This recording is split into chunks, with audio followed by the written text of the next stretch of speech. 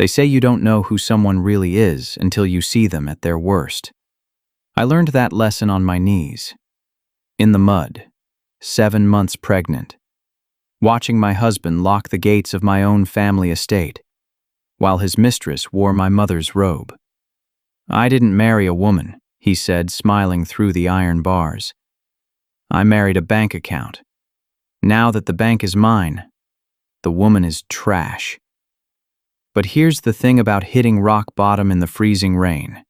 Sometimes the man you once treated as untouchable, the man you wouldn't let drink from your glasses because of the color of his skin, is the only one with a soul pure enough to pull you out of the dirt. This is the story of how I lost everything and found out what I was really worth. My name is Eva Sterling, and this is the night I died, so someone better could be born. The rain didn't fall on Whidbey Island that night. It attacked. Eva Sterling stood in the marble foyer of the cliffside estate, her silk dress clinging to her swollen belly, and watched her husband descend the curved staircase with the kind of leisure that belongs to men who have already won. Alaric Thorne moved like a panther in a Hugo Boss suit, each step deliberate, each breath calculated. Behind him, trailing one manicured hand along the banister, came Sloane. Sloane wore Eva's robe, the champagne-colored silk one, the one Eva's mother had given her on their wedding day. Alaric? Eva's voice came out smaller than she intended. The baby kicked against her ribs as if sensing the shift in atmospheric pressure. What's happening? Alaric reached the bottom step and smiled. It was the smile he'd used when they first met at the Rainier Club, the one that had made her father lean across the table and whisper, "That boy's got ambition." What her father hadn't said, what no one had said, was that ambition without conscience is just another word for hunger. "What's happening," Alaric said, pulling an envelope from his breast pocket, "is that I'm done pretending." The envelope was cream-colored, expensive. Eva recognized the law firm's embossed seal, her law firm, or what used to be her law firm before Alaric had convinced her that consolidating their assets made sense, that marriage meant trust, that signing a few documents was just streamlining the estate planning process. "The power of attorney," she whispered. Her hands instinctively went to her stomach. "You said it was temporary. You said, I said a lot of things." Alaric crossed to the bar cart and poured himself 2 fingers of her father's scotch, the Macallan 25, the bottle her father had been saving for the birth of his first grandchild. "I said I loved you. I said your father was a visionary. I said I'd protect the Sterling legacy." He took a slow sip, savoring it. "Turns out I'm a hell of a liar." Sloane laughed from the staircase. It was a wet, satisfied sound, like rain sliding off glass. "Baby, don't torture the poor thing. She's pregnant." "Exactly." Alaric set down the glass with a sharp click against marble, "which is why we need to handle this tonight, before she gets too close to term and people start asking questions about why the devoted husband isn't at the hospital holding her hand." Eva's pulse hammered in her temples. Outside, the wind screamed through the Douglas firs that lined the property, the same trees her grandfather had planted in 1952 when he'd bought this land for almost nothing. 4 generations of Sterlings had walked these floors. Her father had proposed to her mother in the solarium. She'd taken her first steps in the library. "You can't do this," she said, but even as the words left her mouth, she knew how hollow they sounded, how naive. "The estate is protected. There are clauses. We're protected." Alaric pulled out his phone and tapped the screen. "Past tense, sweetheart. See, the beautiful thing about trust is that once you have it, you can do anything. Change beneficiaries, liquidate accounts, transfer property titles." He turned the phone toward her. Even from across the room, she could see the numbers. Rows and rows of zeros, all moving in the wrong direction. "Your signature was remarkably easy to forge once I had the originals to practice with." The floor tilted beneath her feet. Eva grabbed the edge of the console table, her fingers sliding across the wood her great-grandmother had shipped from Denmark. Everything in this house had a story, a lineage, a weight, and now none of it belonged to her. "Alaric, please." She hated the way her voice broke, hated the tears that burned hot against her cheeks. "I'm carrying your child." For a moment, just a flicker, something moved behind his eyes. Something that might have been regret or might have been indigestion. Then it vanished, replaced by that same predatory calm. "About that." He set his phone on the bar. "I'm going to need you to sign one more document. A paternity waiver. Sloane and I have decided we want a fresh start, and honestly, dragging a kid into this seems messy. You can keep it, obviously. I'm not a monster. But legally, financially, emotionally, I'm done." The baby kicked again, harder this time. Eva pressed her palm flat against her abdomen as if she could shield her child from the words that were carving through her chest like a dull knife. "You married me for my money," she said quietly. "I married a bank account that happened to come with a woman attached." Alaric walked toward her, and Eva caught the scent of his cologne. Tom Ford, the one she'd bought him for his birthday. "The bank account is mine now, which means the woman is excess baggage." He reached past her and opened the front door. The storm rushed in like a living thing, all salt spray and violence. Rain lashed across the threshold, soaking the Persian rug her mother had bought in Istanbul. The cold hit Eva's face like a slap, and for a moment she couldn't breathe, couldn't think, couldn't do anything but stare at the rectangle of darkness beyond the door. "Alaric, no, please. I have nowhere to go. Should have thought of that before you signed everything over to me." His hand found the small of her back, not gently, not like a husband, like a bouncer removing an undesirable patron. "Frankly, I'm being generous. I could have had you committed. Postpartum depression is a hell of a thing, isn't it, Sloane? Happens even before the baby comes sometimes. Women lose their grip on reality, sign things they don't understand, make wild accusations. We've already talked to your therapist," Sloane called from the staircase, examining her nails. "Dr. Brennan is very concerned about your recent paranoia. He'd testify to it if necessary." Eva's therapist, the one Alaric had insisted she see after her father died, the one who'd prescribed the pills that made everything feel like she was moving through honey, the pills she'd stopped taking when she got pregnant. Oh, God. It had all been planned, every piece, every move. "You're a monster," she whispered. "No, sweetheart." Alaric's grip tightened on her back, propelling her forward. "I'm a businessman. There's a difference."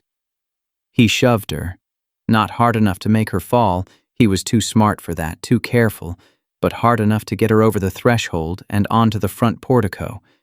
Her bare feet hit the wet stone, and then he was closing the door, and she was pounding on the carved mahogany, screaming his name, screaming anything. But the only response was the click of the deadbolt sliding home. Then the lights went off. Every window went dark, like the house itself was turning its back on her. Eva stumbled down the front steps, her feet slipping on moss-covered stone. The driveway stretched out before her, a ribbon of wet asphalt disappearing into the trees. The security gate at the end was closed, 10 feet of wrought iron with the Sterling family crest worked into the design. Her great-grandfather's coat of arms, her birthright. Locked. She ran anyway, because what else could she do? Her dress tore on a blackberry bramble. Her feet bled. The rain plastered her hair to her skull, and the cold seeped into her bones. But she ran until she reached the gate and rattled it with both hands, screaming for help into the empty dark. No one came. The Sterling estate sat on 47 acres at the northern tip of the island. The nearest neighbor was 2 miles away, seasonal residents who'd closed up in September. Eva sank to her knees in the mud, The baby was moving constantly now, frantic movements against her diaphragm. She wrapped both arms around her stomach and bent forward, her forehead nearly touching the ground, and sobbed. Great, gasping sounds that the wind tore away. She'd lost everything: her home, her money, her name, the man she'd loved or thought she'd loved or had convinced herself she'd loved because he was charming and her father had approved before the cancer ate through his ability to judge character. She'd lost herself, and the worst part was that she'd participated in her own destruction. She'd signed the papers, trusted the lawyers Alaric had recommended, believed him when he said marriage meant merging their lives completely. The headlights hit her from behind. Eva's shadow stretched long across the gate, and for one wild moment she thought Alaric had changed his mind. But the engine didn't sound right. Not the BMW. This was something heavier. Eva tried to stand and couldn't. Her legs had gone numb. She managed to turn her head, squinting against the high beams, and saw a dark shape emerging from the driver's side. Tall, broad-shouldered, moving with steady purpose. Miss Sterling? The voice was deep, rough around the edges, familiar in a way that made her chest constrict. She knew that voice. She'd heard it years ago, echoing down the marble halls of her father's office building downtown, always followed by her own internal command to ignore it, to look past it, to pretend it didn't exist. The man stepped into the edge of the headlight's glow.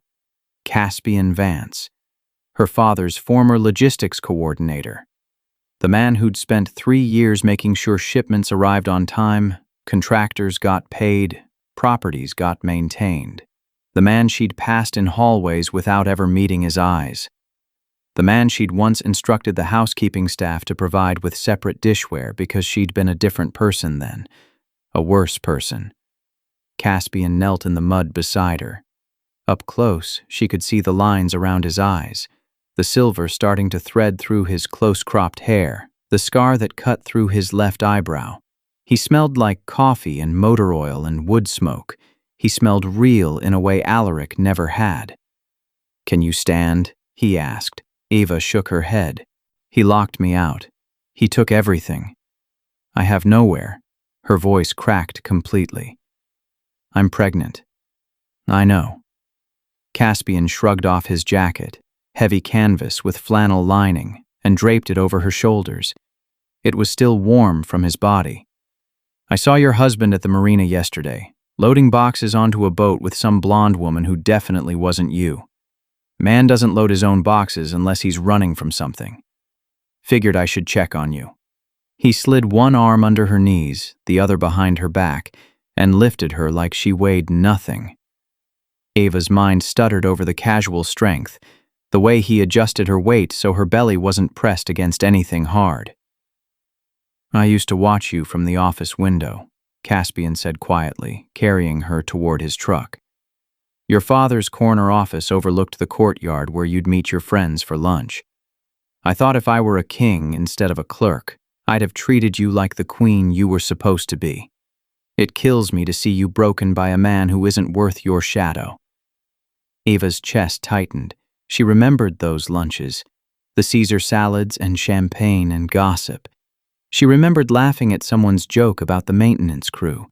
She remembered being that person, and she remembered Caspian's face in the background of those memories, carefully neutral, carefully blank. He set her gently in the passenger seat and closed the door. Through the rain-streaked windshield, Eva watched him walk around the front of the truck, movements unhurried despite the storm. Caspian climbed in and started the engine. Warm air blasted from the vents. He reached into the back seat and pulled out a thermos. "Tea," he said, handing it to her. "My daughter insists I keep it in the truck in case of emergencies. She's 9 and thinks hypothermia is always 5 minutes away." Eva took the thermos with shaking hands. Inside, the liquid smelled like honey and chamomile. She raised it to her lips and drank, and the heat spread through her chest. "Why are you helping me?" she whispered. Caspian put the truck in gear. "Because somebody should." I was terrible to you. The words tumbled out. I made you wait in the hallway. I had separate dishes for you. I know. So why? He glanced at her. In the green glow of the dashboard lights, she saw something in his face she couldn't name. Sadness and strength and bone-deep weariness. Because I have a daughter, he said. And I need her to grow up in a world where someone would do the same for her if she ever ended up bleeding in the rain outside a locked gate. He turned back to the road. Besides, you're not that person anymore. How do you know? Because that person wouldn't be crying right now. She'd be calling her lawyer. Eva looked down at the thermos. Through the steam, she could see her reflection in the dark liquid. Distorted, barely recognizable. Where are we going? My place. It's not much, but it's dry. Caspian turned onto the main road. You can stay as long as you need. No strings, no expectations. Eva closed her eyes. The truck's heater hummed. The baby had stopped moving, finally settling. Outside, the storm continued, but inside the cab she was warm. Safe. Then, as they crested the hill overlooking Caspian's neighborhood, Eva saw something that made her blood freeze. A black Mercedes sedan. Alaric's sedan. Parked 3 houses down from where Caspian was turning. He'd found her. Or maybe he'd known where she'd go. Maybe this was just another part of his plan. Eva grabbed Caspian's arm. He's here. Caspian's eyes flicked to the rearview mirror. His jaw tightened. Yeah, I see him. Then she saw Sloane step out of the passenger side, and in her hands was a manila envelope. Legal papers. Not a paternity waiver. Custody papers. Alaric didn't want to be free of the baby. He wanted to take the baby. The Sterling heir. The final asset he could control. Caspian, she breathed. Drive. Please. Just drive. But Caspian was already reaching under his seat, pulling out his phone, dialing with calm efficiency. Yeah, he said into the phone, eyes never leaving the Mercedes. This is Caspian Vance. I need to report a stalking incident in progress. I have a pregnant woman in my vehicle who's being pursued by her estranged husband. He paused, listening. No, he said slowly. There's no restraining order yet. But there's about to be. Alaric's door opened. He stepped out into the rain, and even from a distance, Eva could see the smile on his face. The smile that said he'd already won. Caspian's house smelled like cinnamon and old books. Eva sat on a worn leather couch, wrapped in a quilt that had seen better decades, and watched a little girl with cornrows tied with purple beads pour hot chocolate into mismatched mugs. The girl, Luna, Caspian had called her, moved with the careful precision of someone who'd been taught that breaking things had consequences. Extra marshmallows, Luna announced, sliding a chipped mug across the coffee table. The mug had a faded logo from some 5K charity run. Dad says sugar helps with shock. Eva's hands trembled as she accepted it. The ceramic was warm against her palms. She stared at the marshmallows dissolving into white clouds and felt something crack open in her chest. Thank you, she whispered. Luna tilted her head, studying Eva with the kind of directness only children possess. You're pretty, even with your mascara all melty. Luna, Caspian's voice came from the kitchen, gentle but firm. Give Miss Sterling some space. It's okay, Eva said quickly. She looked at Luna, really looked at her. 9 years old, Caspian had said.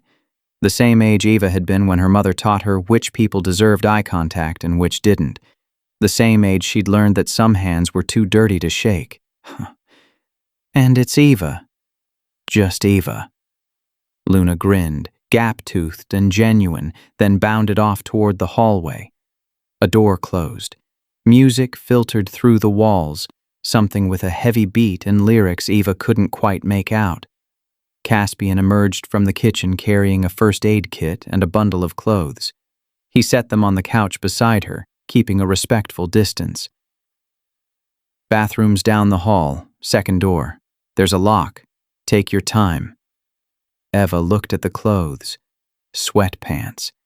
A Seahawks hoodie that had been washed so many times the logo was nearly invisible. Thick socks with grips on the bottom. "These are yours," she said. "They'll be big, but they're warm." Caspian crouched in front of the coffee table, opening the first aid kit. "Your feet are bleeding pretty bad. Let me see them." Eva pulled her feet up instinctively, tucking them under the quilt. The movement sent a sharp pain through her arches. She bit back a gasp. "I can do it myself." "I know you can." Caspian didn't move, didn't push. He just waited, hands resting on his knees, giving her the choice. "But you don't have to." Something about the way he said it, the absolute absence of judgment or expectation, made Eva's throat close up. She slowly extended one foot from under the quilt. It was filthy, streaked with mud and blood, the sole torn open in 3 places from the gravel and blackberry thorns.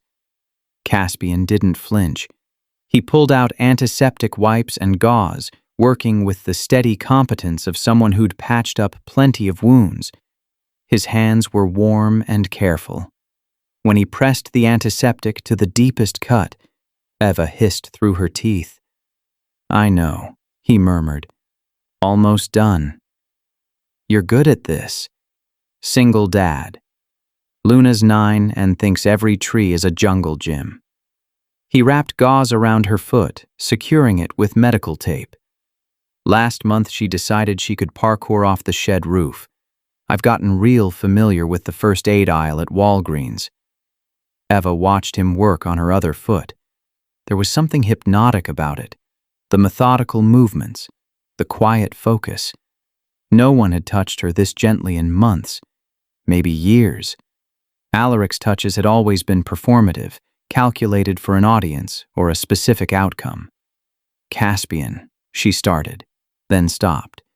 She didn't know how to finish the sentence, didn't know how to articulate the magnitude of what he'd done, what he was still doing. "You don't have to say anything." He finished wrapping her second foot and sat back on his heels. "The police are coming by in the morning to take a statement. I gave them the basics. Your husband showed up uninvited, you felt threatened. That's enough to start a paper trail. He has lawyers, expensive ones. So did Harvey Weinstein." Caspian started packing up the first aid kit. "Money doesn't make you untouchable, just makes you think you are." Eva looked around the room. The furniture was mismatched but clean. Books lined makeshift shelves, thrillers and sci-fi paperbacks mixed with what looked like Luna's young adult fiction. On the wall hung a child's drawing of a stick figure, man and girl holding hands under a crayon sun. In the corner, a guitar leaned against an amplifier. This was a home. Not a house, a home, built from paycheck to paycheck and held together with love instead of marble and malice. "I used to have a house like this," Eva said quietly. "Before my father made his money. I was 4, maybe 5. We lived in a rental in Ballard. My mom would make pancakes on Sunday mornings, and my dad would sing off-key while he did the dishes." She pulled the quilt tighter around her shoulders. "Then the timber contracts came through. Then the real estate investments. Then suddenly we were Sterlings, capital S, and pancakes became crepes, and the rental became the estate, and singing while doing dishes became something the help did." Caspian settled into the armchair across from her. "You miss it." "I didn't know I missed it until tonight." Eva's hand drifted to her stomach. The baby was awake again, doing slow rolls against her ribs. "I thought I was happy. I thought I was living the life I was supposed to live. Big house, important husband, charity galas where everyone knew my name." She laughed, and it came out bitter. "Turns out I was just living in a very expensive cage." "Your father loved you," Caspian said. It wasn't a question. He did, but he loved the idea of legacy more. Eva stared at the cold fireplace. "He wanted me to marry someone who could carry the Sterling name forward." Someone ambitious, connected, impressive. Alaric checked every box. Princeton MBA, family connections in venture capital, that smile that made investors open their checkbooks. She closed her eyes. My father was dying when I met Alaric. Stage 4 pancreatic cancer. He had maybe 6 months, and I think part of me rushed into that marriage because I wanted to give my dad peace. I wanted him to die knowing I'd be taken care of. That's not your fault. Isn't it? Eva opened her eyes. I signed the papers. I trusted Alaric with the estate planning. I ignored every red flag because I was too proud to admit I'd made a mistake, too scared to be alone, her voice cracked, too stupid to see what he was. You're not stupid. You're human. Caspian leaned forward, elbows on his knees. Predators like Alaric, they don't go after stupid people. They go after people with something worth taking. And they're good at making you complicit in your own destruction. That's not on you. That's on him. Eva wanted to believe him, wanted to accept the absolution he was offering. But every time she closed her eyes, she saw herself in that office building downtown, walking past Caspian like he was furniture. She saw herself instructing the housekeeper to use separate dishes. She saw herself laughing with her friends about how uncomfortable she felt sharing an elevator with those people. I was cruel to you, she said, the words scraping her throat raw. Not just dismissive. Cruel. I saw you as less than human. Caspian was quiet for a long moment. The house creaked around them. Luna's music thumped faintly through the walls. Yeah, he said finally. You were. The honesty of it hit harder than any platitude would have. Eva flinched. But people change, Caspian continued. Or they don't. The Eva Sterling who walked past me in that hallway 3 years ago wouldn't be sitting here right now crying over her own behavior. She'd be calling her lawyers, figuring out the angle, working out how to spin this to her advantage. He met her eyes. That woman died tonight. Good riddance. I don't know who I am without her. Then you get to figure it out. Caspian stood and walked to the window, pulling the curtain aside to check the street. The Mercedes was gone. Fresh start, clean slate. Not many people get that chance. Eva touched her stomach. This baby is going to ask about his father someday. Then you tell him the truth, that his father was a man who chose money over love, and that you chose to be better than that.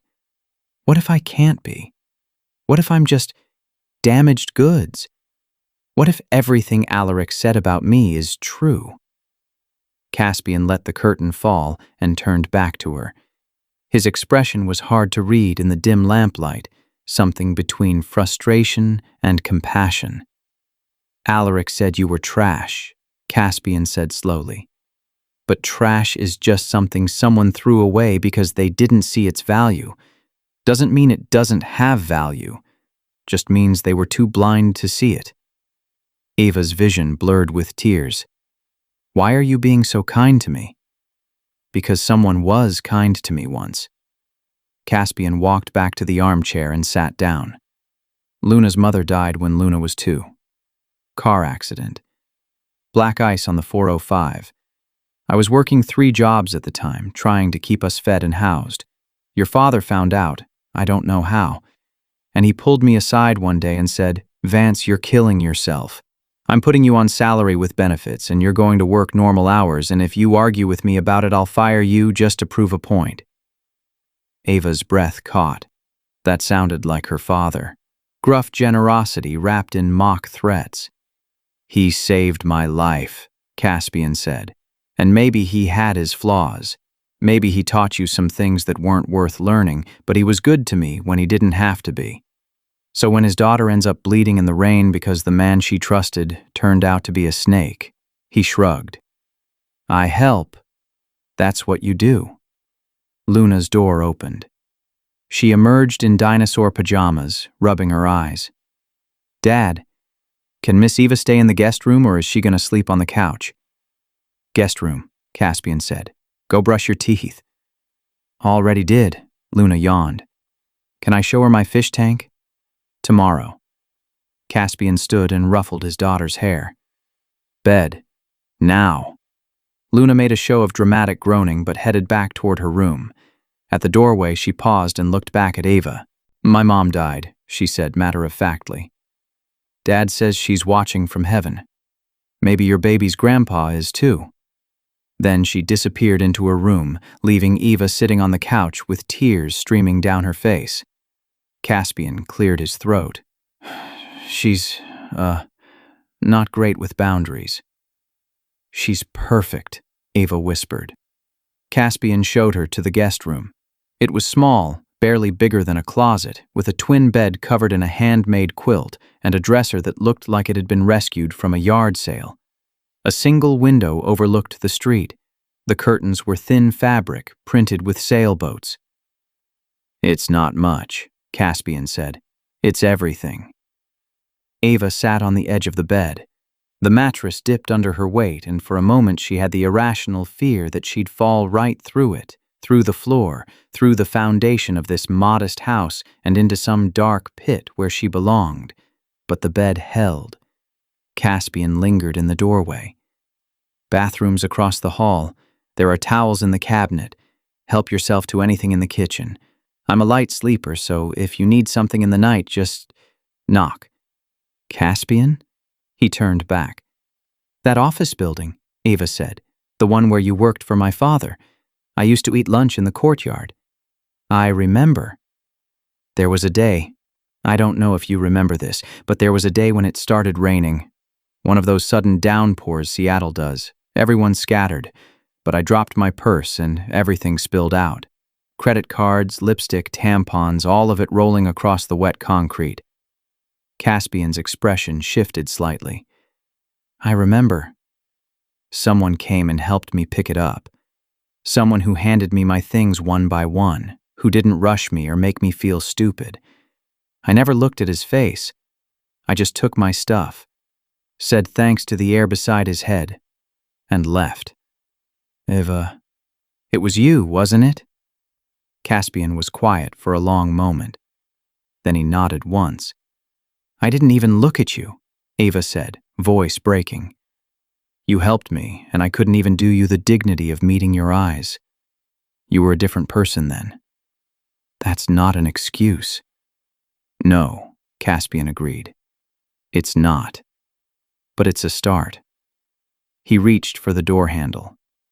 Get some rest. Tomorrow's going to be a long day. He pulled the door closed, leaving Eva alone in the tiny room with the sailboat curtains and the handmade quilt. She changed into Caspian's clothes. The sweatpants pooled around her feet, the hoodie hung past her thighs, and climbed into bed. The sheets smelled like lavender detergent. Eva lay there in the dark, one hand on her stomach, feeling her baby move. Outside, the rain had finally stopped. Somewhere down the street, a dog barked. A car passed, headlights sweeping across the ceiling. She thought about Alaric in the big house on the cliff, sleeping in their bed with Sloane, probably already planning his next move, his next con, his next victim. She thought about her father, who'd built an empire but had somehow failed to teach his daughter how to spot a predator dressed in Armani. She thought about Caspian, who had every reason to turn her away, but had lifted her out of the mud instead. And she thought about the woman she'd been, cold, cruel, convinced that her money and her name made her better than people who worked with their hands and drove old trucks and lived in houses with mismatched furniture. That woman was dead. Eva didn't know who she'd be when she woke up. Didn't know how to build a life from the ashes of everything she'd lost. But lying there in Caspian Vance's guest room, wrapped in his clothes and his daughter's quilt, she felt something she hadn't felt in years. She felt like maybe, just maybe, she could learn. Her phone buzzed on the nightstand. She'd forgotten she even had it. Must have been in the pocket of her dress. Eva picked it up with shaking hands. 17 missed calls, 12 voicemails, 23 text messages. All from Alaric. Her finger hovered over the screen. She should delete them. Block his number, but something made her open the most recent message instead. You can't hide from me, Eva. I know where you are. I know who you're with. This doesn't end until I say it ends. See you in court or in the hospital. Your choice. The phone slipped from her hand. Through the thin walls, she could hear Caspian moving in the next room, probably still awake, probably keeping watch like he'd promised. Eva closed her eyes and tried to breathe through the panic rising in her chest. Alaric was coming. Not tonight, maybe, but soon. And when he did, she'd have to face him. Not as the woman he'd married, the woman he'd manipulated and controlled and ultimately discarded, but as someone new. Someone who'd learned the hard way that the people you look down on are often the only ones willing to catch you when you fall. The lawyer's office smelled like old money and older lies. Eva sat in a chair that probably cost more than Caspian's truck, her hands folded over her belly, and watched Alaric's attorney spread documents across the mahogany table like he was dealing cards in a game she'd already lost. "Mrs. Thorne," Gerald Hastings said, adjusting his wire-rimmed glasses, "your husband is prepared to be generous. He'll allow you to keep the baby, provided you sign away any future claims to the Sterling estate and agree to a non-disclosure agreement regarding the circumstances of your separation." Eva stared at the papers. Her signature line waited at the bottom, hungry for her surrender. "And if I don't sign?" Hastings smiled. It was the kind of smile sharks give right before they bite. "Then we proceed with the competency hearing. Dr. Brennan has already submitted his evaluation. Severe postpartum psychosis, paranoid delusions, danger to herself and the unborn child. A judge would have no choice but to order psychiatric hold and assign temporary custody to the father." Across the table, Alaric leaned back in his chair, fingers steepled. He wore a navy suit that Eva had helped him pick out 6 months ago. He looked like success, like winning.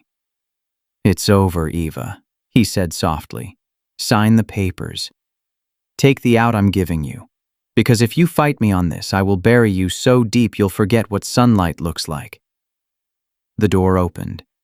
Caspian walked in, followed by a woman in a gray pantsuit carrying a briefcase that looked like it had survived a war. The woman had steel-colored hair cut sharp at her jaw and eyes that could cut glass. "Apologies for the delay," the woman said, setting her briefcase on the table with a thunk that made Hastings flinch. "Traffic was hell. I'm Rebecca Chen, representing Miss Sterling, and we have some documents of our own to share." Alaric's smile faltered. "Eva doesn't have representation." "She does now." Rebecca opened her briefcase and pulled out a folder thick enough to stop a bullet. "Pro bono, courtesy of the Pacific Northwest Women's Legal Defense Fund. Funny thing about stealing from prominent families. It tends to attract attention from people who don't appreciate fraud." She slid a document across the table. Hastings picked it up, and Eva watched the color drain from his face. "What is this?" Alaric demanded. "That," Rebecca said, "is a forensic accounting report showing that every transfer, every signature, every document your client obtained from Miss Sterling was procured through coercion, undue influence, and in several cases outright forgery. We have handwriting experts. We have medical records showing the prescriptions Dr. Brennan wrote. Prescriptions that, interestingly, are known to cause cognitive impairment and make patients more susceptible to suggestion." "This is ridiculous," Alaric said, but his voice had lost its edge.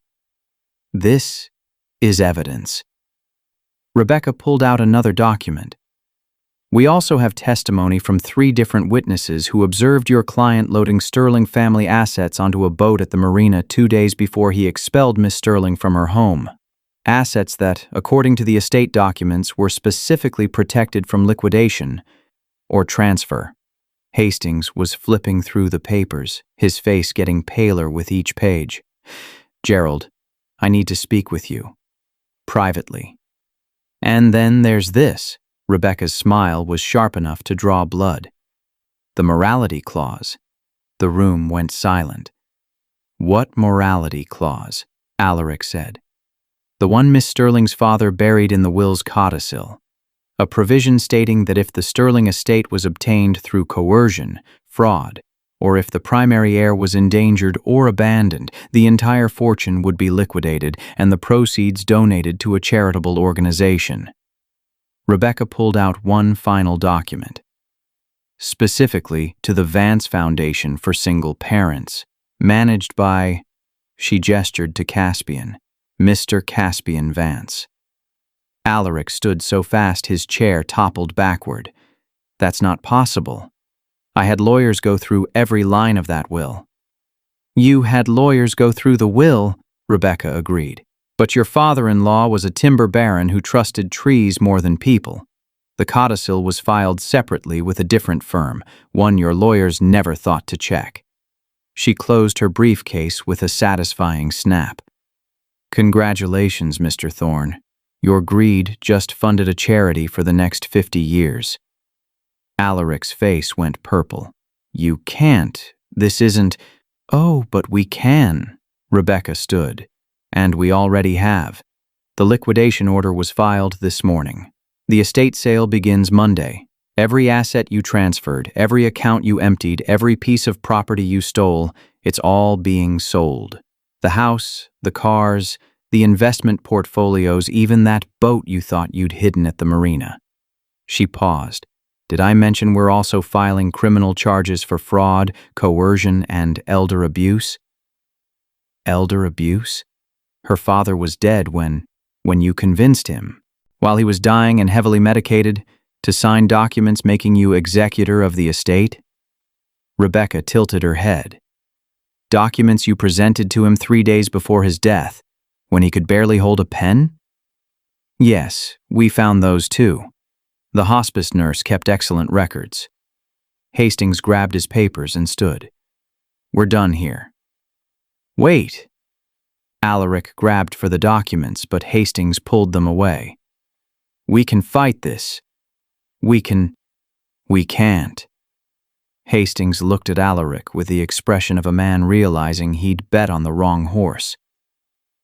I'm withdrawing as your counsel, effective immediately. Find another lawyer. He turned to Rebecca. My firm will cooperate fully with any investigation.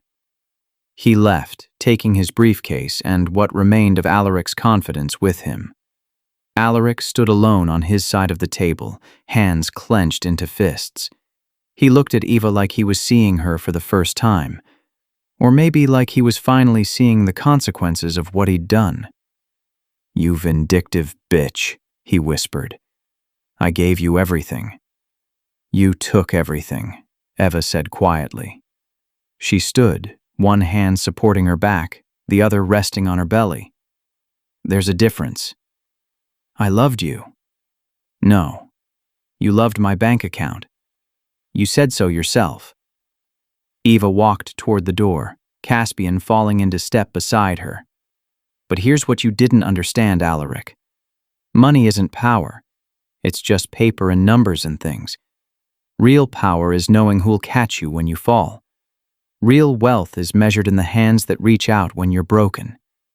She paused at the door and looked back at him. I hope you find someone who loves you someday, she said. Really loves you. Not for what you have or what you can take, but for who you are. Because then you'll finally understand what you threw away. Rebecca held the door open. Eva walked through it, and she didn't look back. 6 months later, Eva stood at her father's grave holding her son. The baby, Lucas Sterling Vance, though she'd decided to use her maiden name, slept against her chest in a wrap, his tiny fist curled around her finger. The rain had stopped an hour ago, leaving everything clean and new, the way the Pacific Northwest always did after a storm. Hi, Dad, Eva said softly. I want you to meet your grandson. She knelt carefully, mindful of the baby, and touched the headstone. Cold granite under her palm. I sold the house. I know you built it for Mom, and I'm sorry, but I couldn't. I couldn't live in a place with that many ghosts. She blinked back tears. I bought something smaller. A cottage near the water. There's a garden where Luna helps me plant vegetables, and a room where Lucas will take his first steps. It's not fancy, but it's ours. The baby stirred, making the small noises that meant he'd wake soon and want to eat. I've been thinking about what you said before you died. About legacy. You told me the Sterling name meant something, that I had to protect it, preserve it, pass it on. Eva looked down at her son's perfect sleeping face. I think I finally understand what you meant. Legacy isn't about money or estates or having your name on buildings. It's about the person you choose to become when everything else is stripped away. A car pulled up on the cemetery road. Caspian's truck.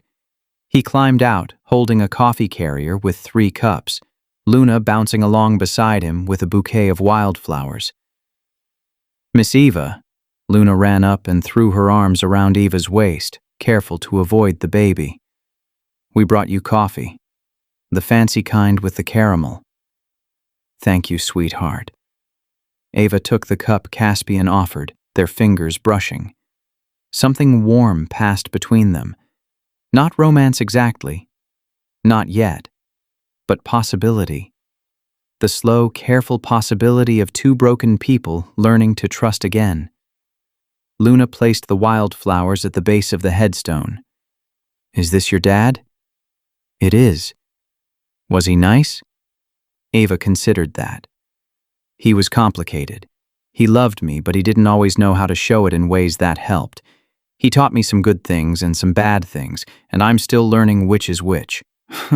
That's okay, Luna said with the wisdom of 9-year-olds who'd seen too much loss. My mom made mistakes too. Dad says we love people for who they are, not for being perfect. Caspian met Eva's eyes over his daughter's head. Something passed between them. Understanding, forgiveness, hope. They walked back to the truck together, Lucas waking in Eva's arms, beginning to fuss. In the parking lot, Caspian had set up a small cooler with sandwiches and juice boxes. Picnic? Eva asked. Luna insisted. Something about celebrating new beginnings. They spread a blanket on the grass under a Douglas fir. Luna chattered about school while Eva nursed Lucas, a blanket draped for privacy. Caspian poured juice into plastic cups, and when he handed one to Eva, their hands touched again. Thank you, she said softly. For everything. You would have figured it out without me. Maybe. But I'm glad I didn't have to. Luna pulled out a set of plastic cups from her backpack. Colorful, mismatched, beautiful in their imperfection. She set them in front of Eva like an offering. Dad says you used to have separate cups for people, Luna said matter-of-factly. That's silly. Cups are cups. Eva looked at the plastic cups, then at Caspian, then back at Luna. Her throat tightened. You're right, she said. That was very silly of me. That evening, after Caspian dropped them off at the cottage, Eva stood in her small kitchen unpacking boxes she'd been avoiding for weeks. At the bottom of one, wrapped in newspaper, she found them. The crystal glasses from the estate, the ones she'd special ordered from Denmark, the ones that had been too precious to let certain hands touch. Eva held one up to the light. It caught the sunset streaming through the window, throwing rainbows across the wall. Beautiful, expensive, and absolutely meaningless. She walked to the sink and washed it carefully. Dried it with a soft cloth. Then she placed it in the cabinet next to the mugs Caspian had brought over last week. Cheap ceramic things with chip marks and coffee stains. The crystal looked ridiculous next to the everyday dishes. Pretentious. Out of place. Perfect. A knock at the door. Eva opened it to find Caspian and Luna, the girl carrying a casserole dish.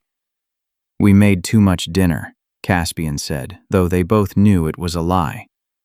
Thought you might be hungry. I'm starving. Eva stepped aside. Come in." While Luna set the table and Caspian heated the casserole, Eva took down the glasses, all of them, the crystal and the ceramic and the plastic cups Luna had given her. She set them out on the table in a mismatched row. "Which one do you want?" she asked Caspian. He looked at the collection, then at her, understanding what she was really asking. "That one," he said, pointing to the crystal. Eva filled it with water and handed it to him. Their fingers touched as he took it, and this time neither of them pulled away. They sat together at the small kitchen table, Eva, Caspian, Luna, and baby Lucas sleeping in his bassinet nearby. The food was simple, the conversation easier. Outside, the sun set over Puget Sound, painting everything gold. "Miss Eva?" Luna asked, mouth full of casserole. "Can I hold Lucas tomorrow?" "If you're very careful." "I'm always careful." Luna took a drink from her plastic cup. "Dad says you're going to work at the foundation now, the one for single parents." "I am." Eva glanced at Caspian. "Someone very smart started it, and they need help running it.